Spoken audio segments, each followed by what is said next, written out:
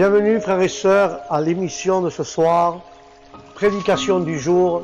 Et aujourd'hui la prédication que Dieu a mis dans mon cœur et dans mon âme et dans mon esprit s'intitule « Un père appelé Jarius ».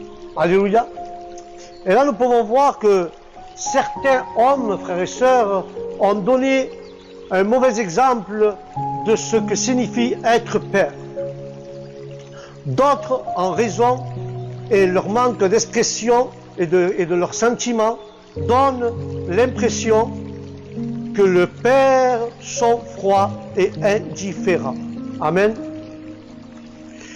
Quelle que soit, frères et sœurs, notre expérience ou notre impression de notre propre père, je vais vous dire à tous, frères et sœurs, vous tous qui m'écoutez, je vais vous dire à tous les hommes des églises qui sont mariés ou célibataires, jeunes ou vieux, je vais vous dire à tous que Dieu nous a créés avec la possibilité d'avoir une influence positive et transformatrice sur nos enfants. Alléluia. La bonne nouvelle, frères et sœurs, est qu'il n'est pas trop tard pour devenir des hommes qui accomplissent le dessein de Dieu. Et je vais vous dire que Jésus peut changer votre vie et l'orienter dans la bonne direction aujourd'hui. Alléluia. Moi je le crois par la foi, frères et sœurs. Amen. Que Dieu peut nous donner la bonne direction aujourd'hui. Nous en trouvons un exemple dans le texte que nous allons lire, notamment dans la vie d'un homme nommé Jarius. Ceux qui ont une Bible, nous allons prendre la parole du livre de Luc, chapitre 8, et nous allons lire à partir du verset 46 au 56. Nous lisons la parole au nom du Père, du Fils et du Saint-Esprit. Mais Jésus répondit, « Quelqu'un m'a touché car j'ai connu qu'une force était sortie de moi. » La femme, se voyant découverte, vint toute tremblante se jeter à ses pieds en déclara devant tout le peuple pourquoi elle l'avait touché et comment elle l'avait guéri à l'instant. Et Jésus lui dit, « Ma fille, ta foi t'a sauvée, va en paix. » Comme il parlait encore, ils suivent de chez le chef de la synagogue quelqu'un disant, « Ta fille est morte. » N'importune pas le maître. Mais Jésus, ayant entendu cela, dit au chef de la synagogue, « Ne crains pas, crois seulement, et elle sera sauvée. » Et lorsqu'il fut arrivé à la maison de Jarius, il ne permit personne d'entrer avec lui, si ce n'est que Pierre, Jean et Jacques, et le père de la petite et la mère de la petite enfant. Tout le monde pleurait et se lamentait sur elle. Alors Jésus dit, « Ne pleurez pas. Elle n'est pas morte, mais elle dort. » Et ils se moquèrent de lui, sachant qu'elle était morte. Mais il la saisit par la main, et il dit d'une voix forte, « Enfant, lève-toi. » Et son esprit revient à elle, et à l'instant elle se leva, et Jésus ordonna qu'on lui donnait à manger. Les parents de la jeune fille furent dans l'étonnement, et leur recommanda de ne dire rien à personne ce qui était arrivé. Alléluia. Voici, frères et sœurs, le contexte de cette histoire, que Jésus revenait d'un voyage qu'il avait fait dans la région de Gardara, où il avait guéri un homme possédé par une légion de démons. Et quand Jésus arrivait, il était accueilli avec impatience par une foule joyeuse. Mais au sein de cette foule se trouvait un homme, un père, qui vivait une expérience difficile, car il avait une fille unique âgée de 12 ans, qui était sur le point de mourir. Cet homme appelé Jarius n'était pas n'importe quel homme, mais un dirigeant éminent d'une congrégation juive. Comme le principal, mais Jarius s'occupait du bâtiment. Cela signifie qu'il était un homme de confiance. Il devait aussi tout préparer pour les offices.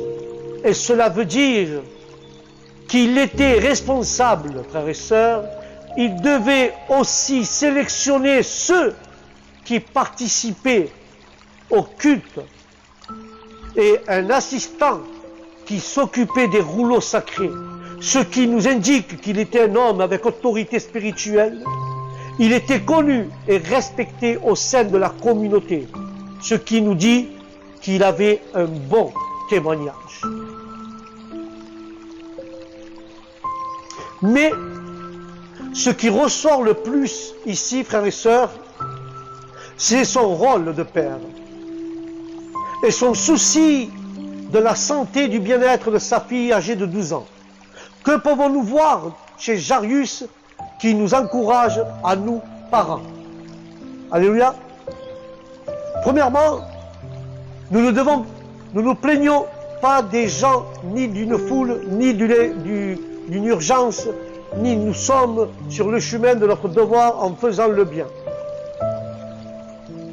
Si nous sommes sur le chemin de notre devoir et nous devons faire le bien, alors, mais sinon, tout homme sage se tiendra aussi loin qu'il le pourra de telles choses. Plus d'une pauvre âme guérie, aidée et sauvée par le Christ, est cachée parmi les gens et personne ne les remarque. Cette femme est venue tremblante avec sa foi, l'avait sauvée. Elle est venue tremblante, mais sa foi l'avait sauvée, frères et sœurs. Il ne peut y avoir du tremblement là où il y a encore une foi salvatrice. Nous observons bien les paroles réconfortantes du Christ à Jairus, en lui disant « Ne crains pas, Jairus, crois simplement et ta fille sera sauvée. » Alléluia. Ne crains pas, mais crois simplement. Il n'était pas moins difficile de ne pas pleurer d'une perte d'une fille unique que de ne pas craindre la continuation de cette douleur. Mais nous voyons, frères et sœurs, dans une foi parfaite, il n'y a pas de peur. Dans une foi parfaite, il n'y a point de peur. Alléluia. Plus nous avons peur, moins nous croyons. Car la main de la grâce de notre Seigneur Jésus-Christ accompagne l'appel de sa parole pour la rendre efficace. Le Seigneur Jésus-Christ a ordonné de lui donner uniquement de la viande, comme les nouveau-nés, ceux qui viennent de ressusciter du péché, désirent la nourriture spirituelle pour grandir. Alléluia. Mais Jairus, frères et sœurs, n'avait ni peur, ni honte de chercher Jésus. Et des fois, nous-mêmes, nous avons honte, nous avons peur de chercher Jésus. Qu'est-ce qu'ils vont penser ma famille? Qu'est-ce qu'ils vont penser les gens de moi?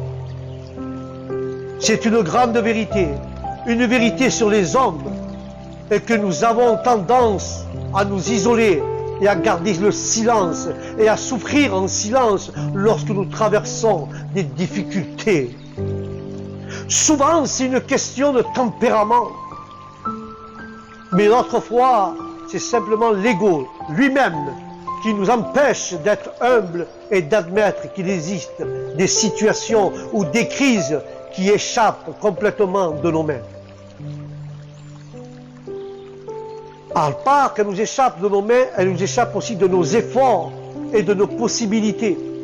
Mais je vous dis ce soir, ne perdons pas de temps. Ne pensons que demander de l'aide. Mais pensons à demander de l'aide, à demander conseil, ou montrer tout type d'émotions et de signes de faiblesse. Mais nous ne réalisons pas qu'en réprimant tous ces sentiments, nous devenons plus vulnérables et plus faibles.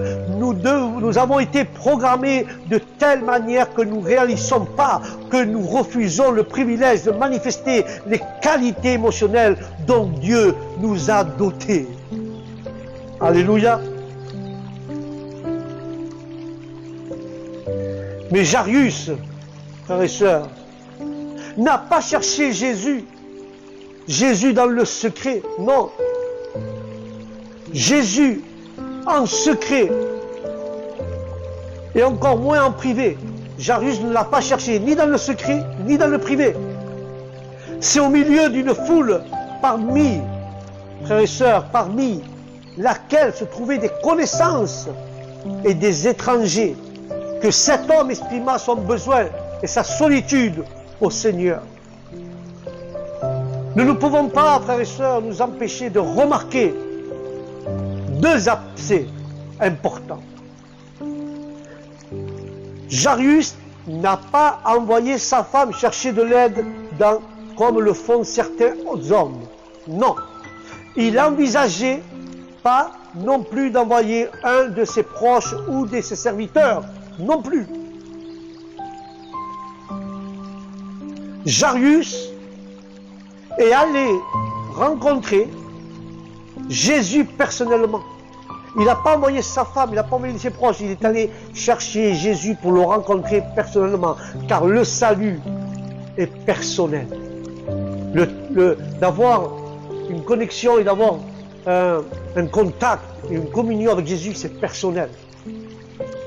Comme la famille et l'Église, frères et sœurs, serait différent si nous arrivons et si nous avions davantage de pères comme Jairus, des humains sensibles et humbles qui n'ont pas honte de chercher le Seigneur. N'aie pas honte de chercher Jésus. N'aie pas honte de chercher le Seigneur Jésus-Christ à travers tes difficultés, à travers tes problèmes. N'aie pas de honte, frères et sœurs, à chercher Jésus. Ce n'est pas une honte, au contraire. Jairus a non seulement exprimé son angoisse à Jésus, mais il a également supplié de venir chez lui. Ce qui est intéressant de tout cela, frères et sœurs, c'est que Jésus et Jairus ne sont pas partis seuls. Les disciples et toute la foule les accompagnaient également. C'est sur le chemin de la maison de Jairus qu'a eu lieu un autre événement. La guérison d'une femme dont on ignore les origines, compte tenu des circonstances entournant. Et nous voyons que Jairus et sa famille, le temps était compté pour eux. Le temps était un facteur important pour Jairus. Et c'est là que l'histoire de la guérison de cette femme renforce l'histoire de Jairus. Au milieu d'une foule qui le serrait, qui le poussait et lui marchait dessus. La foule lui marchait dessus. La foule l'a serré, l'a poussé, mais elle lui marchait aussi dessus. Et Jésus s'arrête pour savoir qui c'est qui l'avait touché. Et après ce que nous pouvons lire, Jésus n'avait pas l'intention de continuer sans savoir au préalable qui était la personne qui l'avait touché. Car cette personne avait touché ses vêtements, frères et sœurs. Et Jairus se tenait à côté de Jésus, raisonnant peut-être comme les disciples sur le caractère illogique de la question du Seigneur.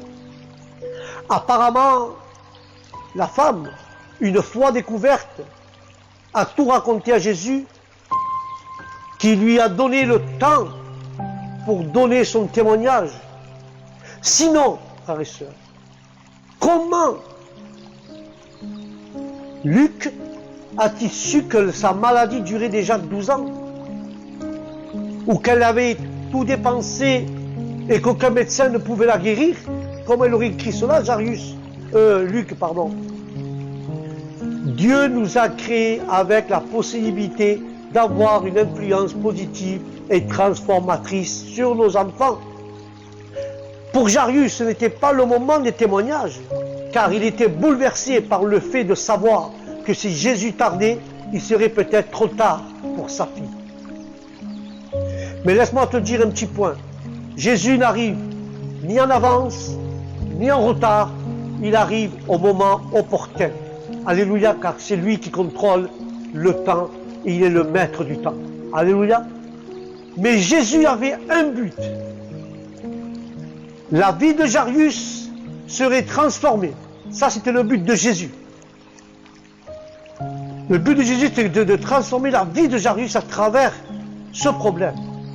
Je ne sais pas quel problème tu passes, je ne sais pas par quelles circonstances tu es en train de passer, mais à travers ton problème, si tu n'es pas converti, à travers tes difficultés, là, Jésus, ce but de Jésus, c'est pour que tu puisses te transformer et donner ta vie à Dieu. Alléluia. Mais Jésus, il avait un but de transformer la vie de Jairus. Mais il devait faire confiance à Jésus. Jairus, pour pouvoir être transformé. Pour pouvoir être transformé, nous devons faire confiance en Dieu. Voici une vérité très importante, frères et sœurs. Pour que Dieu agisse dans nos vies, en tant que parents, il ne suffit pas de savoir qu'il peut le faire. Nous devons faire un grand pas, et ce pas s'appelle la confiance. C'est ainsi, frères et sœurs, que les choses se sont passées lorsque Jairus a découvert que l'inévitable était arrivé à sa fille. À ce moment-là, son être était sûrement inondé par une série de pensées et de sentiments. Nous ne savons pas qui est venu annoncer la nouvelle à Jairus. Mais après ces paroles, nous voyons qu'il ne voyait aucune raison à l'arrivée de Jésus à la maison. Que pouvait faire Jésus? C'est pourquoi il dit à Jairus, ta fille est morte, ne dérange plus le maître.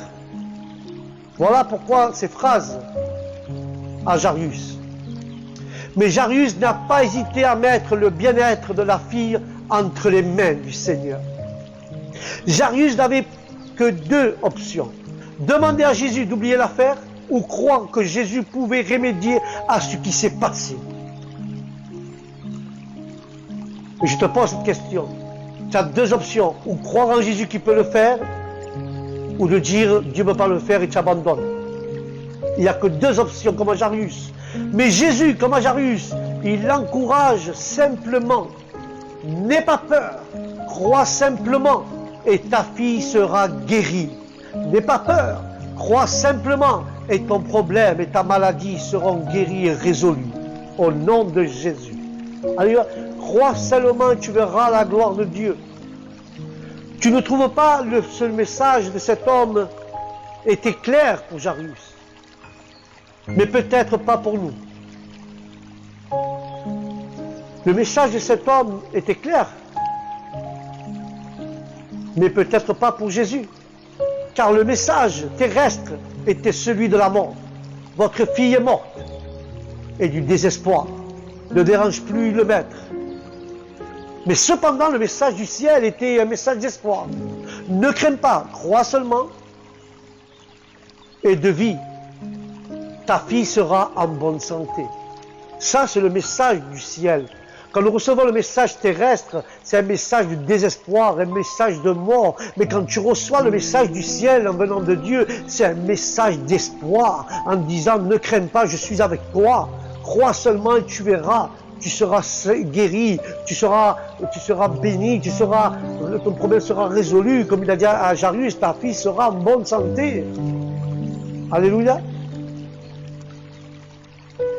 Qu'est-ce que cela nous dit? Que nous devons remettre nos vies, la vie de nos enfants, nous devons remettre la vie de nos enfants entre les mains du Seigneur Jésus. Nous ne pouvons pas être là 24 heures sur 24, 7 jours sur 7 pour surveiller chaque pas, chaque pensée et comportement de nos enfants. Nous ne pouvons pas. Nous devons avoir confiance que Jésus dirigera le chemin de nos enfants dans la bonne direction. Mes chers frères, mes chères sœurs, toi et moi, nous allions dans la mauvaise direction. Mais un jour,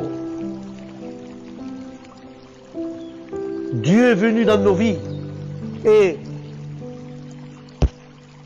a changé notre direction, mais aussi, à notre avis, c'était la bonne direction que Dieu nous a changé. Nous allions dans de mauvaises directions et Dieu a agi et il nous a mis dans une bonne direction. Mais un jour, pour que Dieu nous mette dans cette bonne direction, un jour, le Seigneur Jésus est entré dans nos vies et dans le cours de notre vie, a complètement changé. Quand Jésus rentre dans une vie, Quand Jésus pénètre dans une vie pour te donner une autre direction que la mauvaise direction que tu as, Jésus pénètre dans ta vie pour te donner une bonne direction. Et alors, quand Dieu va te donner cette bonne direction, alors Jésus pénètre dans ta vie, il va complètement changer ta direction, ta pensée, ta forme de regarder et ta forme de voir les choses au nom de Jésus. Le jour où Jésus est arrivé, tout a changé pour quelque chose de bien meilleur. Alléluia. Dieu a un plan pour vous et pour moi et pour vous. Même au milieu des circonstances qui semblent sans solution, n'ayez pas peur. Croyez simplement que Dieu peut non seulement changer les circonstances, mais aussi révolutionner votre vie au nom de Jésus. Alléluia. La gloire est à Dieu. La gloire est à Dieu. Amen. Dieu peut faire de toi un nouveau jeune homme. Dieu peut faire de toi un nouveau jeune homme. Écoute-moi. Écoute-moi. Seul Dieu peut faire de toi un bon mari, un bon père pour tes enfants. En tant que parents qui croient au Seigneur Jésus-Christ, nous pouvons changer les statistiques et la mauvaise image laissée par des parents irresponsables. Simplement parce que Dieu nous a créés avec la possibilité d'avoir une influence positive et transformatrice sur nos enfants.